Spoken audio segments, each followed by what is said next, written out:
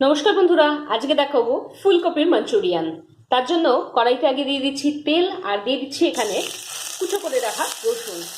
আর মাঞ্চুরিয়ানের জন্য আমি ফুলকপি এখানে ছোটো ছোটো করে কেটে ওর মধ্যে নুন আর একটু গোলমরিচ আর 1 চামচ ময়দা 1 চামচ কর্নফ্লাওয়ার দিয়ে ভালো করে তেলে ভেজে রেখেছি। দেখুন এরকমভাবে হবে। আর এদিকে কেটে রেখেছি পেঁয়াজ আর ক্যাপসিকাম ডোমা ডোমা করে। রসুনটা একটু ভাজা ভাজা হয়ে নিক, তারপর দিয়ে দিচ্ছি পেঁয়াজ আর ক্যাপসিকাম। রসুনটা ভাজা ভাজা হয়ে গেছে, দিয়ে দিচ্ছি কেটে রাখা ডোমা ডোমা করা ক্যাপসিকাম আর পেঁয়াজটা।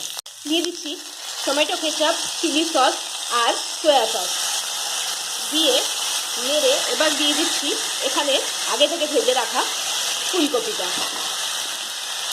স্বাদ মতন নুন আর আগে থেকে 1 চা চামচ কর্নফ্লাওয়ার গুলে রেখেছি জলে, সেইটা দিয়ে দিলাম। আপনি চাইলে এরকমভাবেও ভাজাও নিতে পারেন, কিন্তু এই একটা গ্রেভি হলে খেতে খুব ভালো লাগে। গোলমরিচ দিয়ে সার্ভ করুন গরম গরম গোবি মাঞ্চুরিয়ান। ভিডিওটা ভালো